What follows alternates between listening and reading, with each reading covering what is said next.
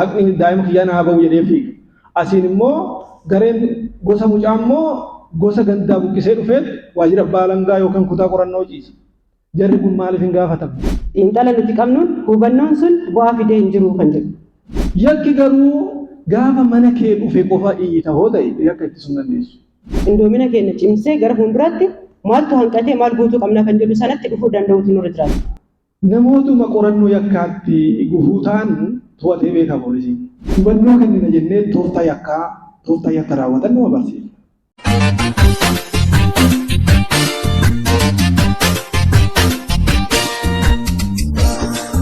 Kanumatti bifuma wal fakkaatuun abbootii alangaa waliin sanada marii dhiyeessinee marii kana gaggeessinee jirra.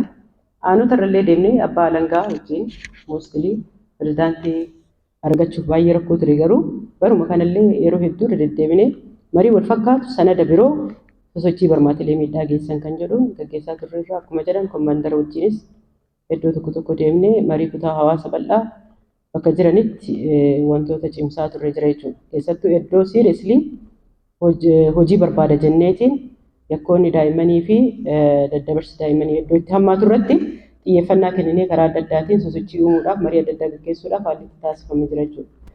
Har'a gaggeessaa jirru kun isintu har'a dhufeera malee waan har'a jalqabame miti jechuu barbaadeeti.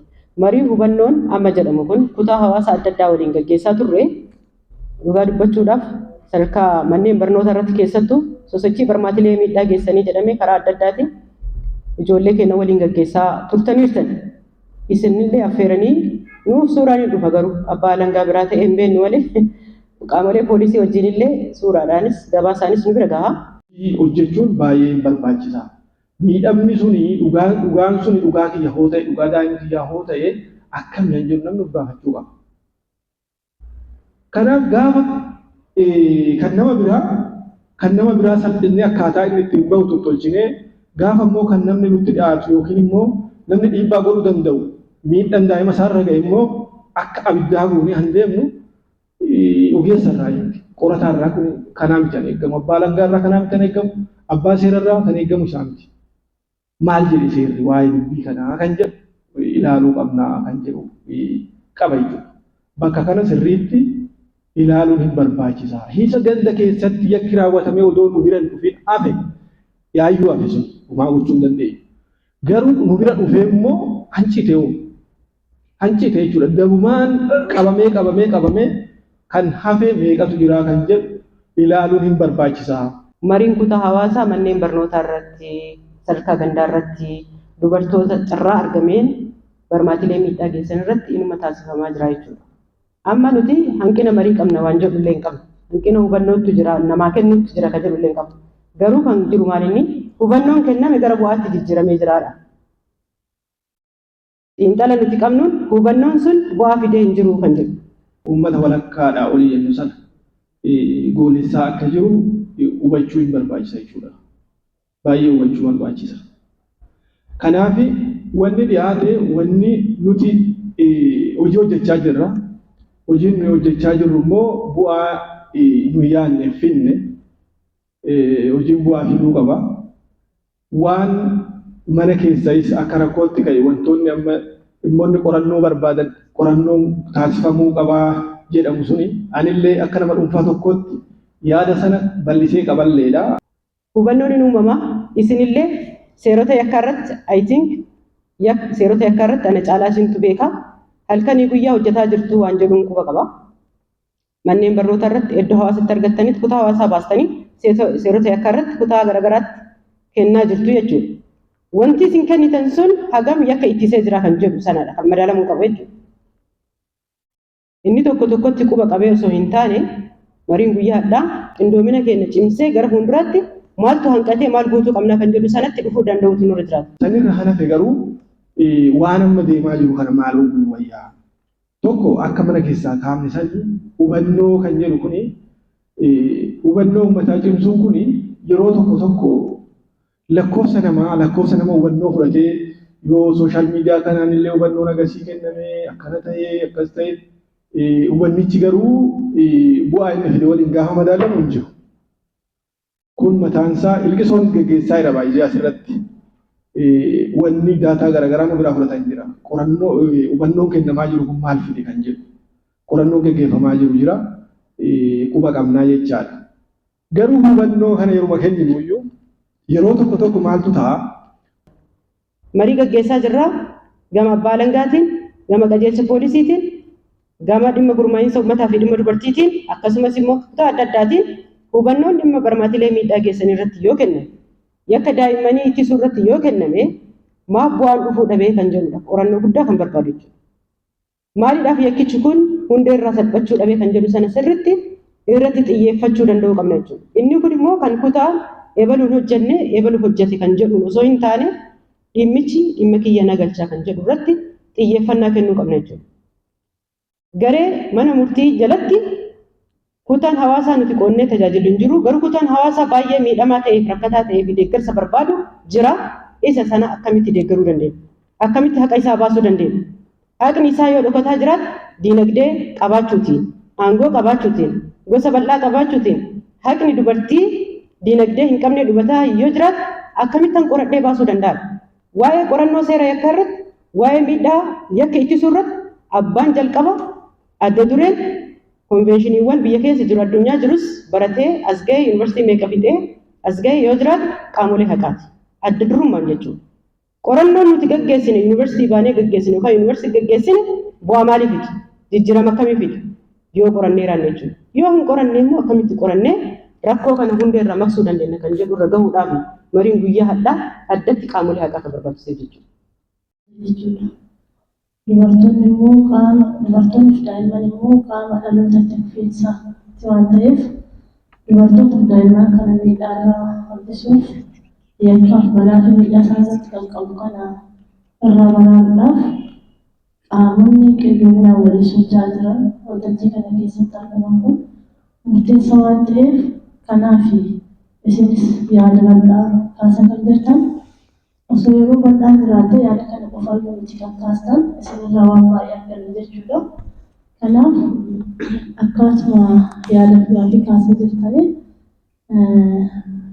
waajjira abbaa alangaa bilisuu biraa eegaa bilisuun yaada gaarii kaasee jira. Maalaaliin kun waan baay'ee of keessatti hammate. Osoo yeroo qabaannee bal'inaan ibsa irratti kennine waa hedduu irraa baranna, waa hedduu irratti hojjanna.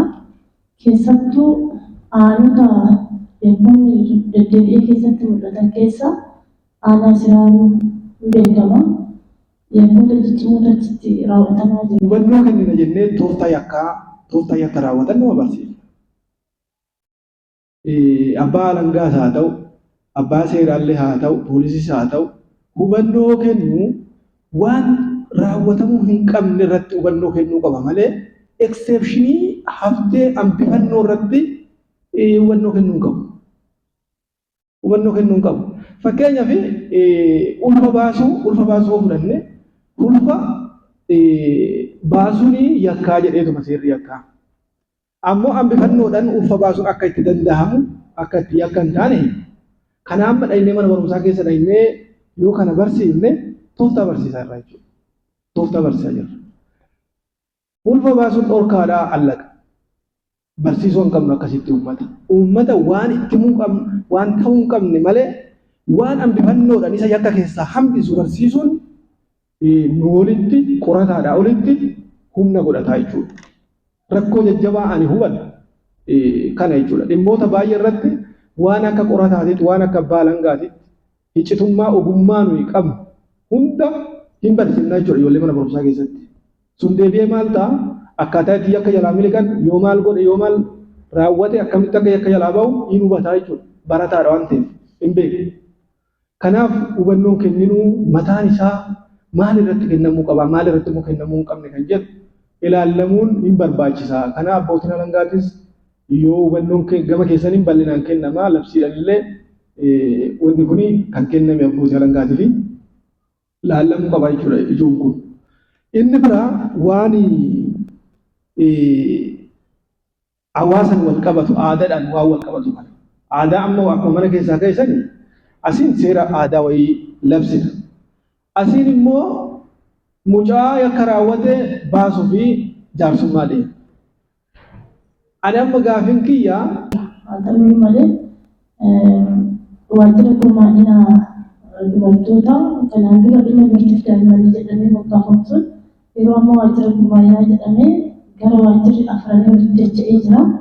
Dhimmi dubartiif daa'immanii akka waajjira poolisii aanaa sanas qilleensaan hojjechaa jiran.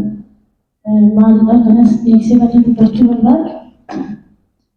Caaltuu fi shakkitoon hidhata isaanii waliin qaban anii fi adde Mariyaanis tumaa sirna seeraa aanaa Israa irratti yeroo baay'ee deddeebiin waliin abbootii gadaaf hawwatu siqee wajjin dhimma kana laalee nus achirratti hirmaannee turre. Garuu yakki kun ammallee dhuguma yakka sun kaleessa akka godina keenyatti raawwatamu keessa haala Israa isa tokko. Namootuma qorannoo yakkaatti gufuu ta'an to'atee beekaa poolisiin qoratee beekaa qabee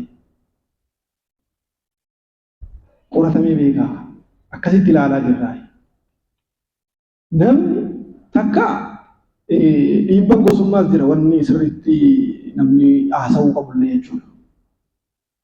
Yakki garuu gaafa mana kee dhufee qofa iyyita hoo ta'e yakka ittisuu dandeessu. Yakki yakka jennee hookaan yakka dubartii tokko irratti raawwachuun akka maatii keenya irratti raawwatameetti akka narratti raawwatameetti jennee yoo kaane malee dhiibbaa hawaasa irra nutti dhufu in dhufa. Hubannoo dhabuu ta'uu danda'a. Akka amma jenne sana maallaqa san keessaa nuyi hagam qulqulluudha. Nama humna qabu qofatu dhimma isaa galmaan gaataa nuyi garuu akka teessoo irra teenyetti waan gareen tokko maallaqaan dhugaa namaa micciiree balleessuu deemu sana akkasitti fuuldura dhaabannee waan sana itti deemu hagam deemnee kan jedhu ilaallamuu qaba. Akkasitti allaala. Kanaaf tokko aadaan kuni fuudhaa heerumni fuudha irratti raawwatamu kun mataan isaa yakkaa jedhamee jira. Lakki yakkaa miti jedhee mootummaan ibsan kennine jechuudha. Ilaalamuu qabaa jechuudha. Akkasitti hubadha. Yoommoo yakkoonni kun erga raawwatamanii achi deemnee warra jaarsummaa deemu waliin bullee teenyee jaarsummaa dhaggeeffannaa hoo ta'e.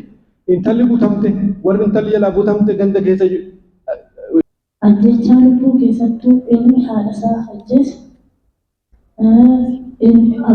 abbaan daa'ima isaa gudeed akkasumas immoo haati manaa abbaa manaa ishee ajjeeste aanaa sanarratti gaggeeffamaa jira. Kanaafuu hawaasni hubachuu dhabeetti miti. Baay'achuuf aweernesis argachuu dhabeetti miti. Kun maalirraa kan ka'e jenneenis akka abbaa qaama dhimmi ilaallachuu ilaalle hawaasni keenya ammas aweernesi isaanii kennamaa jiru kun gahaa miti. Nuuf kanammoo qaamni muraasa as keessatti argamu qofti yakkaa fi balaa hawaasa keenya irratti dubartoota haqni daa'ima kiyyaan haa ba'u jedhee fiiga. Asiin immoo gareen gosa mucaa immoo gosa gandaa buqqisee dhufee waajjira abbaa alangaa yookaan kutaa qorannoo ciise. Jarri kun maaliif hin gaafatamne? Maaliif namni yakka qorannoo yakkaatti gufuu ta'uu deemu maaf to'atamee hojii mootummaa danquun koo yakka. Seerri akka akkasii jedhu akkas jira. Yakka hojii hojjechaa jiru qorataan tokko odoo hojjechaa jiru hojii inni oofaa jiru abbaan alangaa qorannoo gaggeessaa jirutti qorannoo sana harkaa baasuuf ragaa sana balleessuuf wanni deemamu yakka jechuudha. Inni hojjetame jechuudha.